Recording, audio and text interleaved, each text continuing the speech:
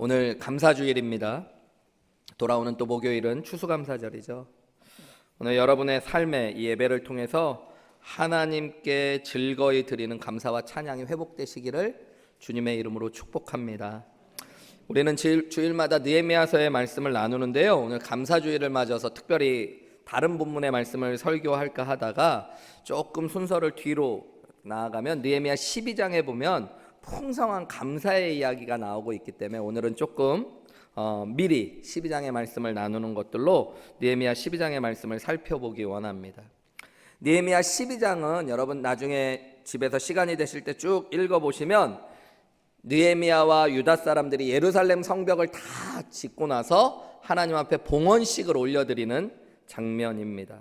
느헤미야는 이제 성벽을 짓고 나서 무엇을 해야 될까 생각할 때 제일 먼저 잊지 않고 한 것이 찬양과 감사입니다.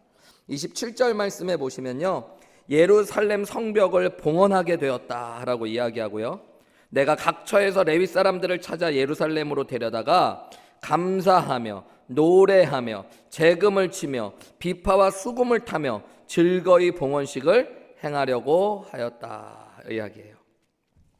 느헤미야는 예루살렘 성벽을 이제 봉헌하게 될 때에 제일 먼저 했던 일이 각처에 흩어져 살았던 레위 사람들을 불러 모으는 것이었습니다. 그들을 예루살렘으로 데려와서 하려고 했던 일이 뭐냐면 악기를 연주하게 하고 노래하게 해서 감사의 봉헌식을 즐거이 드리게 하려고 하였다라고 이야기하고 있는 것이에요.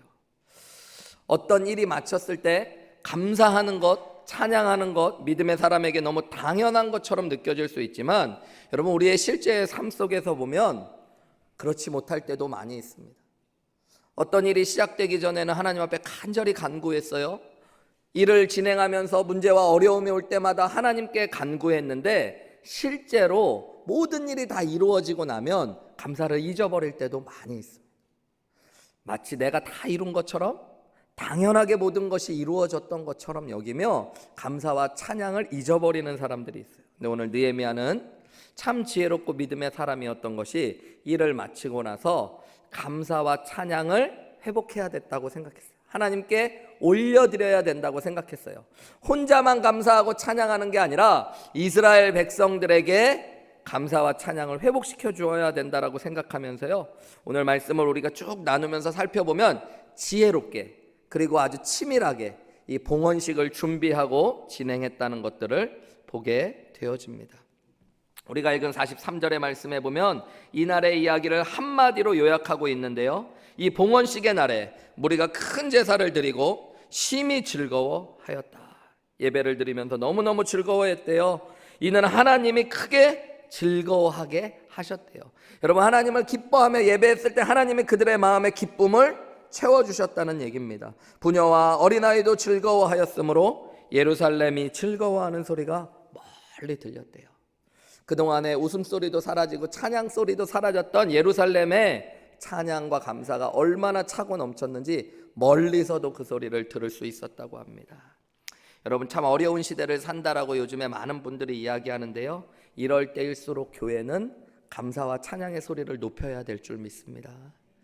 여러분, 교회는 목사님 한우리교회도 되지만 여러분 한 분 한 분이 교회예요. 움직이는 교회, 예수님을 내 안에 모신 성전들, 여러분 안에서 감사와 찬양이 여러분 멀리까지 들려지는 귀한 은혜가 오늘 이 주일, 감사주일에 여러분 가운데 회복되시기를 주님의 이름으로 다시 한번 축복합니다. 우리 옆에 있는 분들한테 우리 한번 겉면의 말, 인사의 말로 감사합시다 이렇게 한마디씩 해보세요. 너무 남한테 얘기하는 것 같으니까 기분이 좀 그럴 수 있죠. 옆에 있는 분한테 감사합니다 이렇게 한번 해보세요. 뭘 감사해야 되나 그럴 수 있지만 여러분, 말씀을 들으면 왜 감사해야 되는지 곧 아시게 될 겁니다. 앞에 말씀드린 대로 느헤미야는 이 봉헌식을 신중하게 기획했어요. 그냥 성벽만을 재건하는 게 아니라 이스라엘 사람들 안에 감사와 예배와 찬양을 회복시키려고. 본문의 말씀을 쭉 읽어보면 3단계로 나누어 이 봉헌식을 진행하는데요, 첫 번째는 찬양대 그리고 유대 지도자들, 백성들을 성벽 위에 올라서게 하는 것이 1단계의 일입니다. 성벽을 다 올라가서 성벽 위에 서게 했어요.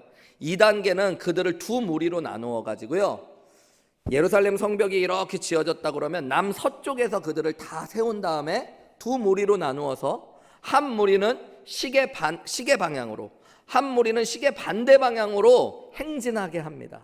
그럼 그들이 어디서 만나냐면 북동쪽에서 만나게 되어져요. 이 북동쪽에는 우리가 전에도 말씀을 나누었는데요, 양문이라는 문이 있어요. 그곳에서 모여서 그들이, 양문은 성전과 가장 가까운 문이거든요. 성전으로 향해 나아가는 것이 2단계의 봉헌식의 일이었습니다. 3단계는 무엇을 했냐면 당연히 성전으로 나아가서요, 하나님 앞에 기쁨의 찬송을 올려드렸어요.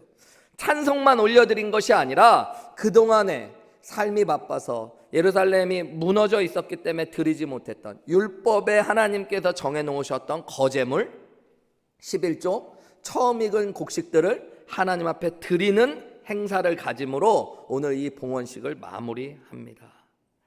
오늘 이 봉헌식 순서에 담겨 있는 의미들, 느헤미야가 왜 이런 순서를 통해 감사의 제사를 드렸는지를 살펴보면서요, 오늘 우리 삶에 감사를 회복하기 위한 3가지 과정들, 또 우리가 바라봐야 될 3가지를 함께 나누어 보기 원합니다. 여러분, 첫 번째로 느헤미야의 봉헌식을 통해 우리가 깨달을 수 있는 감사의 원리는 세워주고 회복하게 하신 자리를 바라보며 감사해야 한다라는 것입니다. 느헤미야는 유다 사람들을 제일 먼저 31절 말씀에 보면요, 성벽 위에 오르라고 명령했다라고 이야기합니다. 31절 말씀을 보시면, 이에 내가 유다의 방백들을 성벽 위에 오르게 했다. 그리고 감사 찬송하는 자의 무리 그들도 둘로 나누어 성벽 위에 대오를 지어 가게 했다. 그래요. 나중에 보면 백성들도 그 뒤를 따르게 합니다. 31절 초반부에 보면 느헤미야가 유다의 방백들을 성벽 위에 오르도록 자기가 했다라고 이야기해요. 자연스럽게 올라간 것이 아니라 느헤미야는 이 첫 번째 봉헌식의 행사를 가지면서 사람들을 성벽 위로 오르도록 자기가 의도적으로 만들었다라는 것들을 이야기하고 있어요. 왜 느헤미야는 온 유다 사람들을 성벽 위에 서게 했을까요? 여러분, 그것을 살펴봐야지 느헤미야가 의도했던 바를 깨닫고 감사의 회복의 비밀을 우리가 알아갈 수 있습니다. 성벽이 완공되고 나면 대부분의 사람들은 성 안에 살아가게 되어집니다. 아니면 성 밖에 살아가게 되죠. 성이 세워지고 나면 처음에는 성벽이 보일지 모르지만 시간이 지나가면 사람들은 그것을 의식하지 않게 되어집니다. 배경과 같이 먹고 살려면 먹고 사는 일들을 떠올리고, 또 내가 걸어다니는 길을 의식하면서 성벽을 생각하는 것들은 아마 시간이 지나가면 자연스럽게 사라져버릴 일들인지도 모릅니다. 내가 어느 곳에 포함되면 여러분, 그것이 특별하게 느껴지지 않을 때가 있어요. 저는 한국에서 사역을 할 때 여의도 교회에서 6년 정도 사역을 했는데요, 한강하면 요즘에 있는 한국 사람들은 여의도 하면 한강, 63빌딩, 벚꽃 축제, 불꽃 축제 이런 것들을 떠올리거든요, 여러분. 근데 저는 6년 동안 있는 동안 여의도 63빌딩 수족관과 전망대에 가본 적이 없습니다. 저는 매일같이 한강을 지나다니면서 출퇴근을 했는데요, 한강을 지나가면서 와 한강이다 이래 본 적이 없어요. 시간 늦었는데 어떡하지, 빨리 가야 되는데 차가 왜 이렇게 막히지 이러지, 한강을 의식하지 못하고 살았습니다. 벚꽃 축제와 불꽃 축제가 열릴 때는 하루 1시간이라도 빨리 여의도를 빠져나가는 게 목적이지 벚꽃과 불꽃을 즐긴 적이 한 번도 없습니다. 삶의 자리로 이루어졌을 때 그것에 아무리 특별한 것들이 있어도 저의 관심을 끌지 못하고, 나중에 시간이 지나가면 처음에는 그나마 좀 좀 바라봤던 것들도 익숙해지고 나면 전혀 새롭지 않은 것들로 저에게 다가왔던 것들을 기억합니다. 느헤미야는 어쩌면 이것들을 의식했는지도 몰라요. 유다 사람들은 지금 성벽 위에 처음으로 서게 된 거예요. 여러분, 한번 떠올려 보세요. 140년간 무너졌던 성벽이에요. 지금 성벽에 올랐던 사람들은 누구도 성벽 위에 올라본 적이 없었던 사람입니다. 성벽을 그냥 바라보는 것도 중요하지만 그 위에 섰을 때 여러분, 그들이 성벽이 세워진 전체를 보고 예루살렘 성벽의 회복을 보면서, 그 도시의 회복을 보면서 무엇을 느꼈을까요? 이곳이 무너져 있었던 자리인데 정말로 튼튼하고 온전하게 세워졌구나라는 것들을 누구보다 생생하게 그 자리에서 느꼈을 거예요. 여러분, 우리의 삶에도 분명히 하나님께서 세워주시지 않았으면 무너져 있었을 자리들이 있습니다. 하나님이 회복해 주셨기 때문에 서 있을 수 있는 자리들이 있어요. 근데 시간이 지나가고 먹고 사는 게 바쁘다 보면 그것들을 의식하지 못하고 당연한 것처럼 누려버릴 때가 있어요. 오늘 저와 여러분이 오늘 감사의 주일, 하나님께서 우리의 삶에 세워주시고 회복해 주신 것들을 바라보고 그것들을 깨달으며 감사할 수 있는 은혜가 회복되시기를 주님의 이름으로 축복합니다. 유다 사람들은 그 위에 서서 어떤 사람은 140년 동안 무너져 있었던 성벽의 돌들을 떠올려 보면서 그 돌들이 아름답게 세워진 것에 감격했을 거예요. 어떤 사람은 그들이 수고하고 헌신했던 노력들을 떠올리며 그럼에도 불구하고 하나님이 주신 큰 은혜 위에 내가 서 있다는 것들을 깨달았을 것입니다. 여러분, 내가 그냥 서 있는 것 같지만, 그리고 우리 가정이 그냥 원래부터 회복되어져 있었던 것처럼 느껴질지 모르지만, 여러분, 하나님의 은혜 가운데 서 있었다는 걸 깨닫는 게 감사주일날 필요해요. 부부관계가 너무 어려웠던 분들 돌아보면은 힘든 시절이 있었는데 그때는 막 사내 중내 우리 다시는 안 사네 그랬는데 어느 순간에 하나님께서 은혜 주셔서 회복되고 났더니 언제 그랬냐는 듯이 원래 우리가 그렇게 행복했던 사람들인 것처럼 살아가는 것, 뭐 감사할 수도 있지만 여러분, 그것을 바라보며 하나님께서 주신 은혜를 떠올릴 때 감사가 나오는 거예요. 내 자녀들이 저절로 자라는 것 같지만 예전에 자녀들이 망가져가는 모습들, 힘들어하는 모습을 보고 피눈물을 흘리며 울었던 자리들이 있었을 수 있어요. 그런데 하나님이 어느새 그 아이들을 붙잡아 주시고 이렇게 잘 자라게 하신 것, 여러분, 그 자리에 서보고 그것을 바라보는 은혜가 필요해요. 여러분, 우리는 지금 예배의 자리에 있잖아요. 1년 반 전에 예배하고 싶어도 예배하러 올 수 없는 것들을 우리는 경험했잖아요, 여러분. 그러니까 이 예배의 자리에 있을 때 여러분, 우리가 이것을 당연하게 또 누리는 게 아니라 이곳을 회복시켜 주시고 세워주신 주님의 은혜에 감사하는 시간을 가지셔야 돼요. 예배를 처음 드리러 나올 때 올해 초에 온라인 예배에서 이제 대면 예배를 조금씩 신청하면서 오실 때는요, 성도님들이 보면 첫 예배 드릴 때 그렇게 오시더라고요. 막 고개를 숙이시고 고개를 못 들고 눈물이 쏟아져서 감격의 예배를 드렸는데 어느 순간부터는 고개는 숙이긴 숙이는데 이제는 졸면서 그냥 언제 그런 은혜가 있었냐는 듯이, 여러분, 하나님께서 우리의 예배를 세워주신 줄 믿습니다. 그런 것들을 바라보는 거예요. 시편 127편 1절 말씀, 우리 잘 아는 말씀이죠. 여호와께서 집을 세우시지 아니하시면 세우는 자의 수고가 어때요? 헛된 거예요. 우리가 아무리 수고해도 여러분, 여호와께서 세워주시지 않았으면 설 수 없었던 자리들입니다. 여호와께서 성을 지켜주시지 아니했으면 우리가 파수꾼과 같이 깨어 있었어도 여러분, 그것은 다 헛된 것들이었어요. 저도 일주일 동안 여러분들도 이제 삶의 말씀을 듣고 적용하시겠지만 저는 미리 말씀을 묵상하고 준비했으니까 저 자신을 봤더니 하나님이 세워주시고 회복하신 것, 하나님의 은혜가 없으면 서 있을 수 없었던 자리들이 참 많이 있더라고요. 우리 가정을 떠올려 보니까 우리 가정이 그래도 달라스에 와서 1년 반 가까이를 버틴 거죠. 너무너무 감사한 일이에요. 미러키에서 달라스로 와서 가족들이 그래도 한 마음으로 이렇게 서 있는 것들 참 감사하다. 하나님이 없었다면 서 있을 수 있었을까. 제가 처음에 작년 9월에 왔을 때 코로나기 때문에 성도님들 아무도 예배하지 못하시고 찬양팀만 예배드리면서 있을 때 빈자리들이 얼마나 횡하게 보였는지. 근데 하나님께서 이렇게 자리들을 채워놔 주시고, 요즘에 목사님들이 고민해요. 성도님들이 11시 예배 같은 경우에는 점점 앉을 자리가 없어져요. 여러분, 맨 뒷자리 보시면 거의 코로나인지 아닌지 다 빈자리 없이들 빽빽하게 앉으셔가지고 의자를 어떻게 더 놔야 되냐 막 목사님들이 고민할 정도인데요. 어떻게 보면 하나님의 은혜인 거죠. 하나님이 세워주시고 회복하신 자리다. 빈자리가 보였고 다시 한번 지금의 채워짐을 보면 감사가 나오는 거죠. 예배의 자리에서도 하나님께서 여러 가지 은혜를 주셨죠. 하나님께서 믿음 주시고 은혜 주시지 않았으면 세상에서 여전히 죄 가운데 뒹굴고 있었을 텐데 하나님께서 복음을 주시고 은혜를 주시고 믿음을 주셔서 나를 이 자리까지 또 세워주신 것들, 감사하는 거죠.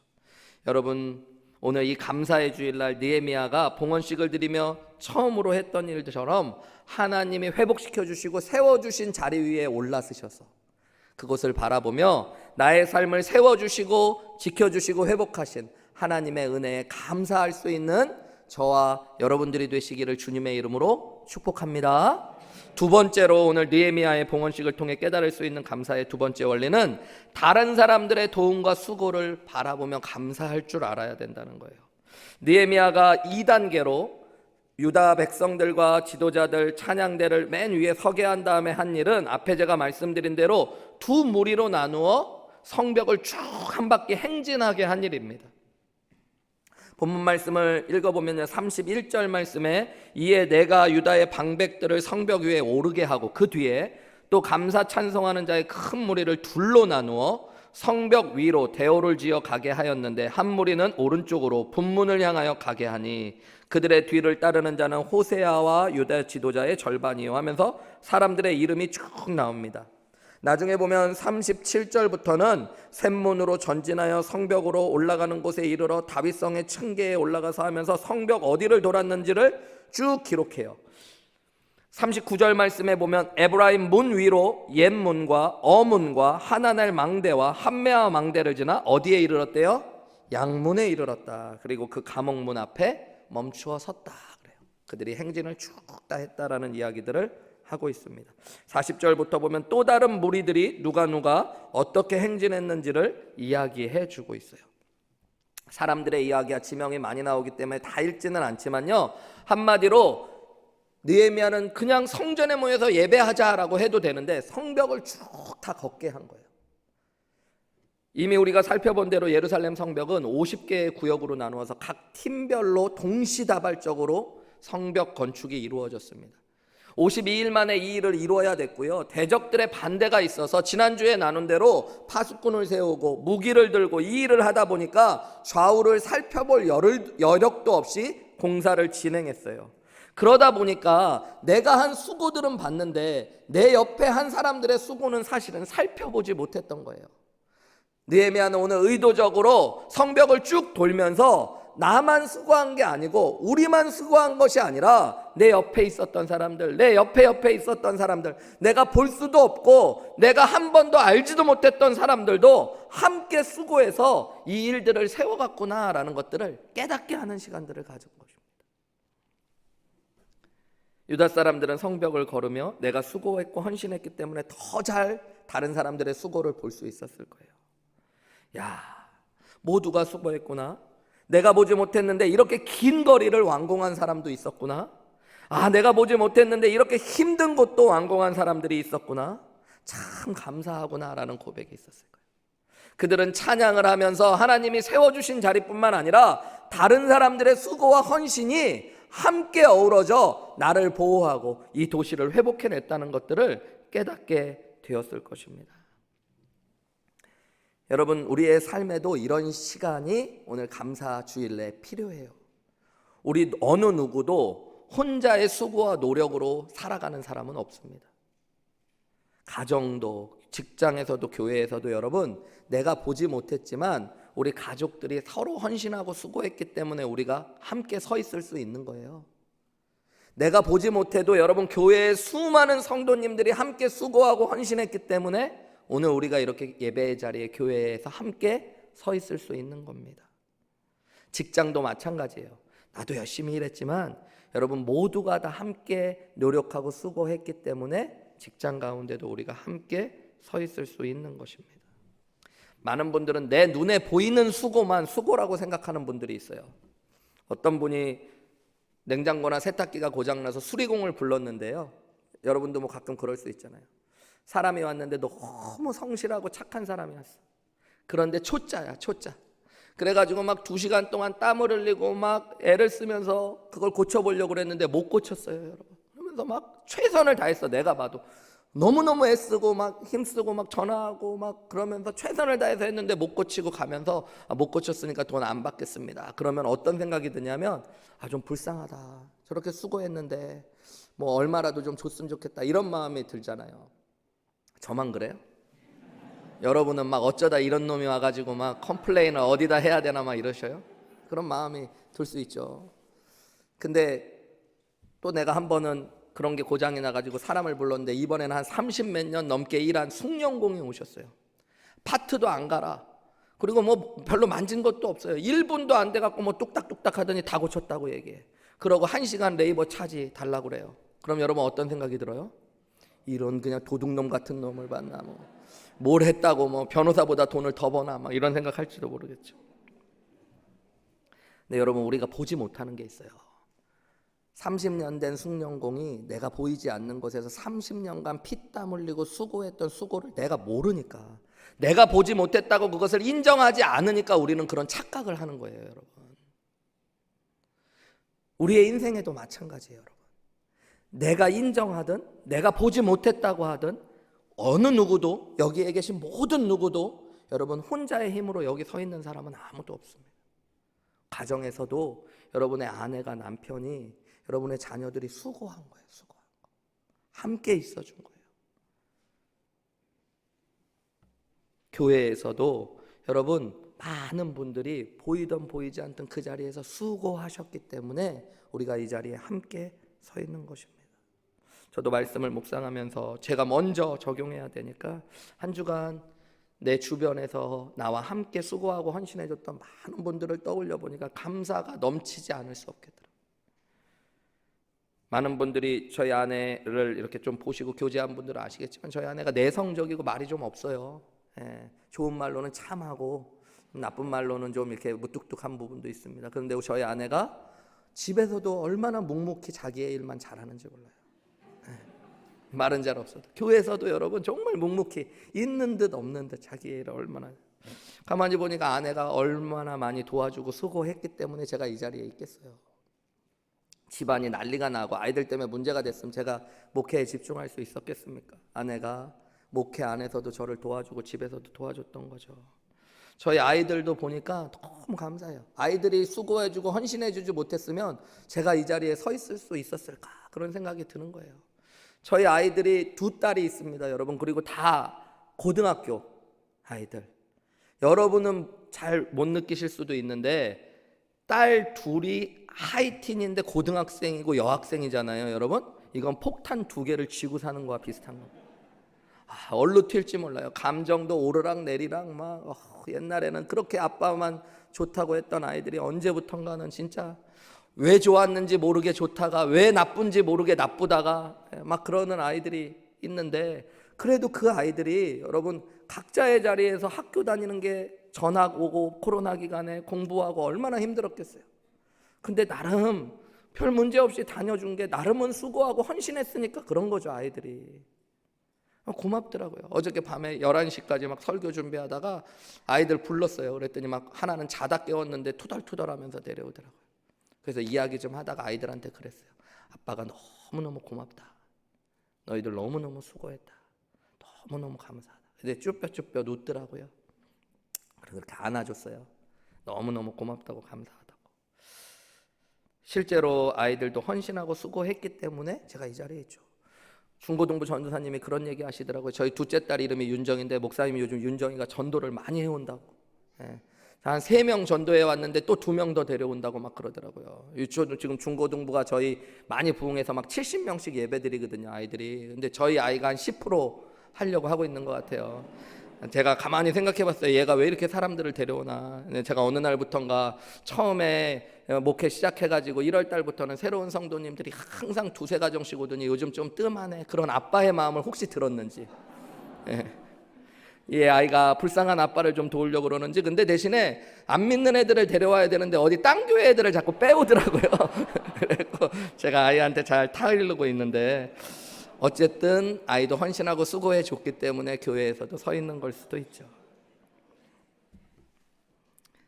교회를 생각해 보니까 우리 교역자들 한 분 한 분 다 지금도 제 눈에 보이지 않지만 각 자리에서 영유아부부터 유초등부, 중고등부, 유치부, 청년부 다 수고하고 계시기 때문에 제가 이 자리에 있을 수 있는 거죠. 우리 안수 집사님들도 너무너무 수고하고 감사해요. 목사님이 바뀌는 과정 힘들고 어렵고 코로나로 힘든 기간에 우리 안수 집사님들 누구보다 신실하게 교회를 사랑하며 또 목사님들 돕고 그 자리에 계셔 주셨어요. 너무너무 헌신하고 수고해 주신 거죠. 목자님들, 저희 교회 36개의 목장과 에노케가 있고요, 청년부도 있기 때문에 많은 목자님들이 보이지 않는 곳에서 수고하십니다. 코로나 기간 가운데 많은 교회가요, 여러분 어려워져서 문을 닫기도 하고요. 장소가 없어져 가지고 고민하는 교회들이 있어요.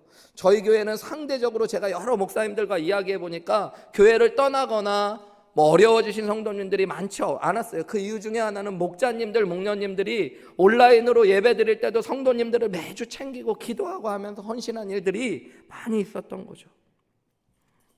성가대를 생각하면, 찬양팀을 생각하면, 교육부서에 수고하시는 분들, 각 부서의 부장님들 다 수고하셨어요.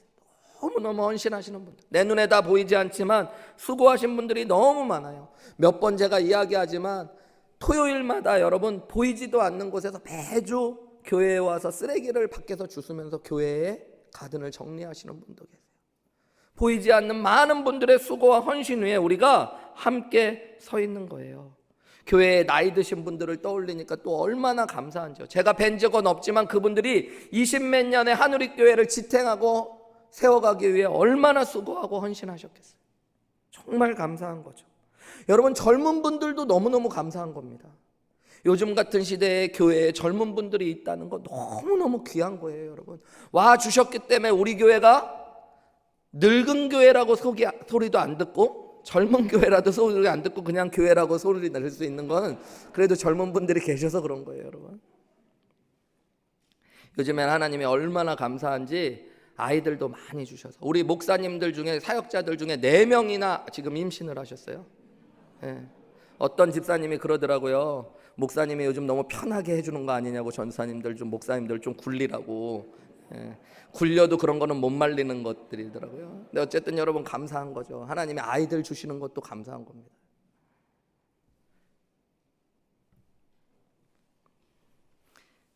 여러분, 새로운 분들도 다 귀한 분들이에요. 교회에 새로운 분들이 계시기 때문에 교회는 활력과 생명을 찾아가는 거예요. 내가 보든 보이지 않던 각 곳에서 모두가 다 함께 해준 귀한 분들이라는 거예요. 다 수고하셨구나, 다 감사하구나.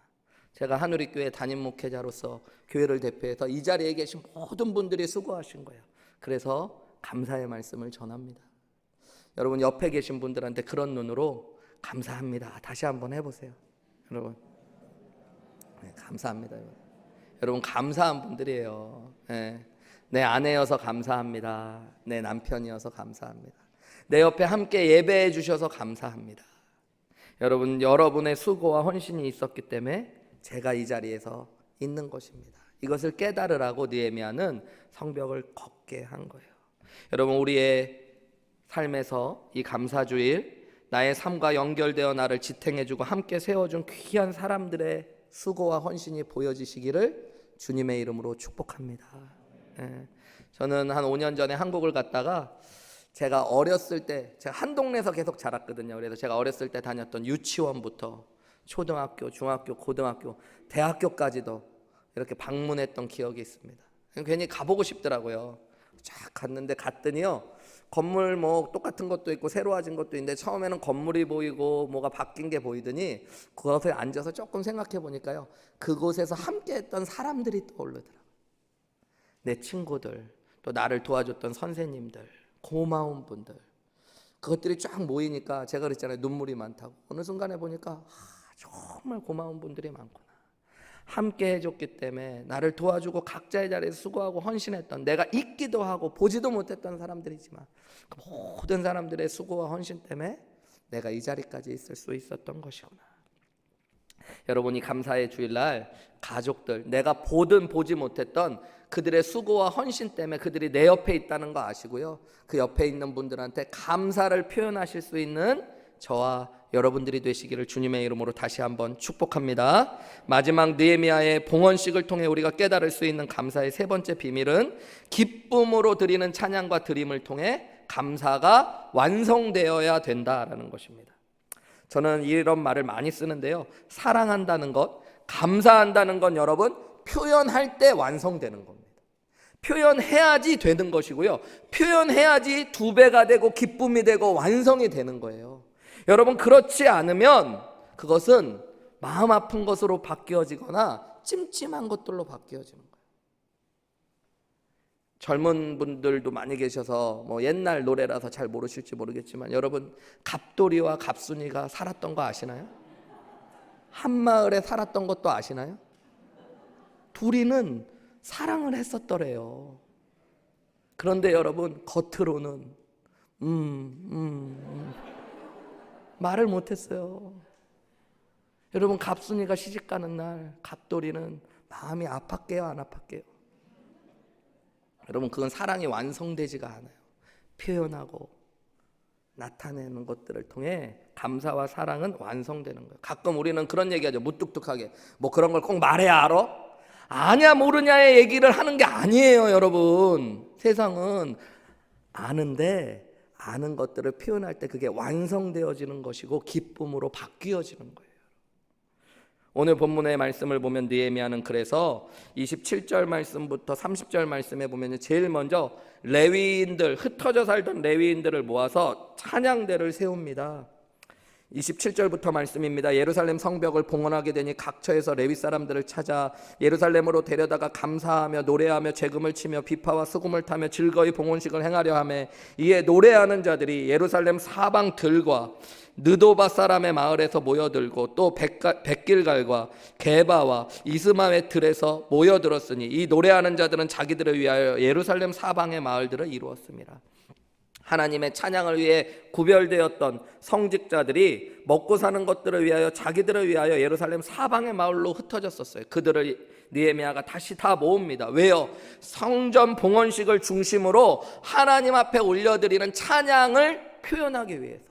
성벽에 오른 그때부터 감사를 느낄 때 찬양하는 일들이 시작되어져요. 성벽을 행진하면서 쉬지 않고 찬양하게 합니다. 성전에 들어가서 예배할 때 우리가 읽은 43절의 말씀처럼 큰 제사를 드리며 즐거워하며 목소리를 높여 하나님을 찬양합니다.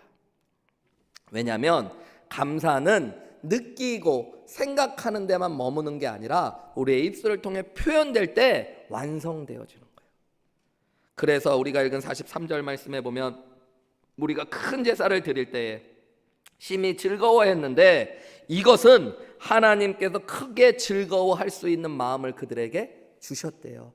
여러분, 목소리를 높여 찬양할 때 하나님이 기쁨과 즐거움을 그 마음에 채워 주셨다는 겁니다.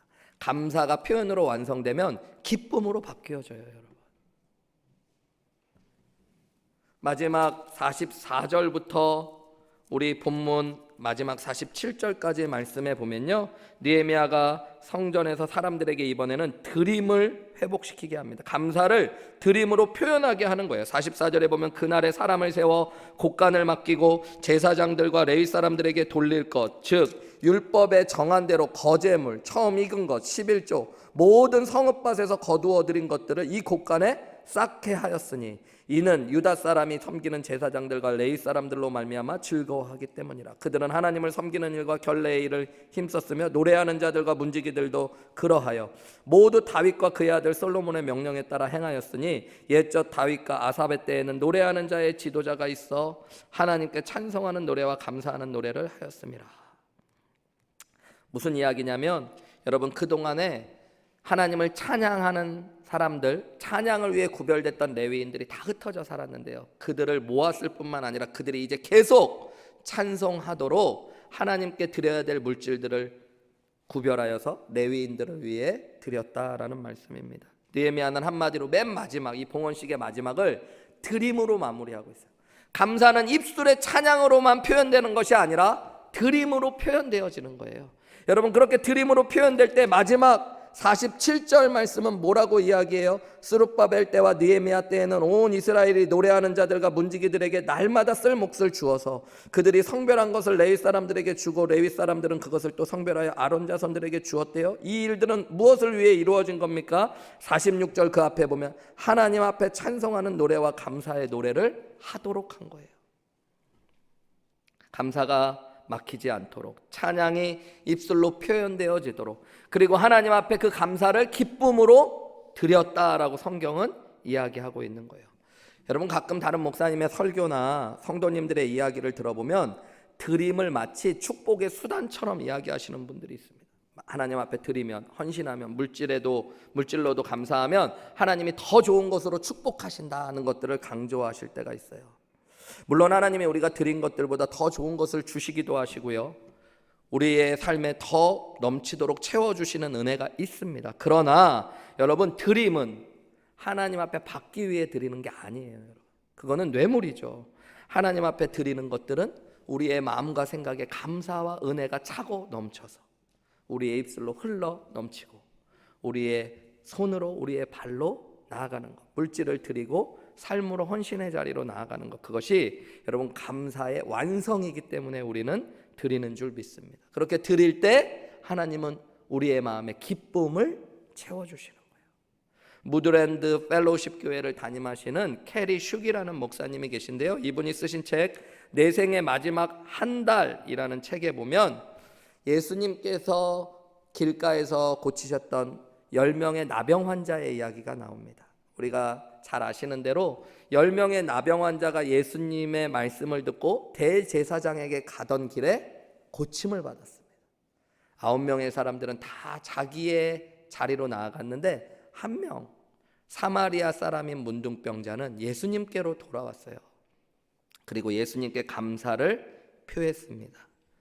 이 게리 슈기라는 목사님은 이 이야기를 책에서 이야기하면서 이렇게 말씀하셔요. 10사람 모두가 예수님께 선물을 받았지만 오직 한 사람만이 그 포장지를 벗겨서 진짜 선물이 무엇인지를 확인하고 누리게 되었다라고 해요.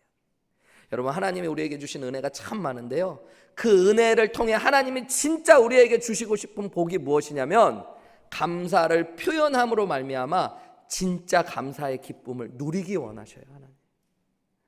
하나님이 교회를 주신 것 감사하면서 여러분 입술로 고백하시고 물질로 고백하시고 헌신으로 감사를 고백할 때 하나님께서 교회를 우리에게 주신 축복을 기쁨으로 우리가 누리게 하실 줄 믿으시기 바랍니다. 드린다는 것, 여러분 그것이 우리의 마음의 가장 중요한 표현이 되어져요. 꼭 물질을 드려야 되나 그러는데 여러분, 사람은 물질과 정말 긴접하게 연결되어져 있는 사람입니다. 한국의 한 성도님의 이야기를 들은 적이 있는데요, 이분이 감사주일날 예배를 가려고 그러는데 아내가 급하게 막 아침에 하면서 헌금 봉투에, 감사 헌금 봉투에 헌금을 넣으려는 걸 봤더니 추수감사절날 10만 원을 헌금하려고 해요. 너무 놀래갖고 남편이, 아니 당신 제정신이냐고, 이렇게 많이 헌금하면 어떡하냐, 내가 무슨 갑부냐, 뭐 남편이 돈 찍어내는 기계냐, 10,000원만 내도 충분하다고 그러면서 10만 원을 뺏어가지고 자기 지갑에 넣고 10,000원을 빼서 헌금 봉투에 담아가지고 낸다고 이야기했대요. 아내도 그냥 쭈뼛쭈뼛 말 안 하고 따라서 하나님 앞에 그렇게 드린 거예요. 며칠이 지나고 가족들과 여행을 떠났는데요, 경주로 여행을 가게 됐다고 그래요. 경주로 여행을 하러 가가지고 봤더니 5인 가족이 불국사 석굴암을 구경하려고 그러는데 보니까 주차비와 입장료를 합쳤더니 한 10만 원이 되더래요. 아이랑 아내가 사람도 많고 그냥 갔으면 좋겠다 그러는데 아빠가 입에서 나오는 말이 뭐였냐면, 야, 이 부처님 얼굴 한번 보기가 얼마나 어려운 줄 아냐, 이 국 보고 이게 얼마나 가치 있는 것인 줄 아냐, 10만 원 하나도 아깝지 않은 거라고. 이거 내 아빠는 너희 때야 수학여행 가고 보고 싶어도 못 봤던 건데 아빠한테 고마워할 줄 알고 그냥 잠자코 줄 서라고 딱 보고서 나오는데, 내려오다가 갑자기 주일날 자기가 했던 말이 떠오르더래요. 말로는 교회 집사라고, 날 구원해 주신 예수님, 날 위해 몸 찢고 피 흘려 주신 주님이라고 이야기하면서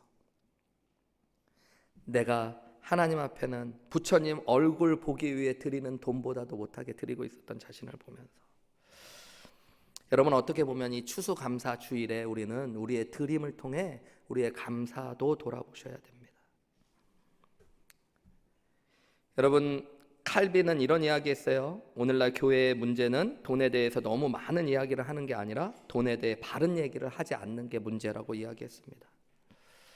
우리가 복음서에 나타난 예수님의 비유들을 연구해 보면요, 여러분 그 비유의 절반 이상이 돈과 관련되어져 있습니다. 포도원 품꾼의 비유, 달란트 비유, 밭에 감추어진 보물과 값진 진주의 비유. 그만큼 돈이 절실한 인간 현실의 한 부분이기 때문입니다. 인간이 생각하는 절반에 가까운 것은 사실은 돈에 대한 것이라고 지적하는 심리학자도 있어요. 돈을 어떻게 벌 것인가, 어떻게 쓸 것인가, 어떻게 저축할 것인가, 이것이 인간이 생각하는 중요한 부분이라는 거예요. 우리는 그런 것을 잘 알고 있습니다. 그래서 여러분, 누군가에게 기쁨으로 드릴 수 있다면 그게 진짜 감사고 진짜 사랑이라는 걸 우리는 사실은 알고 있어요. 오늘 이 감사의 주일 저와 여러분에게 하나님 앞에 입술의 고백을 드리고 헌신의 고백을 드리며 물질로 하나님 앞에 감사를 드리는 것들이 감사의 완성으로 표현되시기를 주님의 이름으로 축복합니다. 주님이 주신 은혜가 감사하기 때문에 더 귀한 것들을 드리고 싶은 마음이 우리의 마음이 되어서 하나님 앞에 드릴 때 여러분 세상이 알 수 없는 진짜 감사가 우리 안에 있었다면 그 표현은 기쁨으로 바뀌어지는 은혜가 되어질 줄 믿습니다. 띵크와 땡크의 어원이 똑같다는, 여러분 목사님 발음이 좀 이상하다고 갑자기 왜 전쟁 얘기하나 땡크 뭐 비행기 이런 거 아니라 땡크가, 여러분 띵크와 어원이 같다라는 말들 많이 들어보셨죠? 여러분 생각하면 감사할 수밖에 없다는 이야기예요. 우리가 먹고 사니라고 그동안엔 생각하지 못했지만 여러분 오늘 주신 말씀처럼 하나님이 아니셨으면 무너져 있었고 회복될 수 없었던 자리들을 돌아보시며 감사하는 은혜가 저와 여러분 가운데 있으시기를 주님의 이름으로 축복합니다. 내 주변에 수많은 사람들, 내가 보이든 보이지 않든 함께 수고하고 헌신해 준 사람들을 보면서 감사가 회복되시기를 주님의 이름으로 축복합니다. 우리가 깨달은 감사가 하나님 앞에 드리는 아름다움으로 표현되어지고 완성되기를 간절히 소망합니다. 우리 함께 기도하셨으면 좋겠습니다. 여러분 오늘 주신 말씀 생각하면서 주님, 이 귀한 감사의 주일 내 안에 하나님의 은혜를 깨달을 수 있는 축복을 더하여 주옵소서. 하나님이 무너져 있었던 내 삶, 내 믿음, 얼마나 많은 것들을 회복시키시고 세워주셨는지, 내가 보지 못했지만 내 주변에 얼마나 많은 사람들이 나에게 서로 도움을 주고 헌신하며 나와 함께 해줬는지, 하나님 내가 오늘 그 감사를 회복하며 하나님 앞에 마음껏 감사를 표현할 수 있도록 축복하여 달라고 우리 함께 우리의 진실된 입술의 고백으로 하나님 앞에 기도하며 나아가시겠습니다.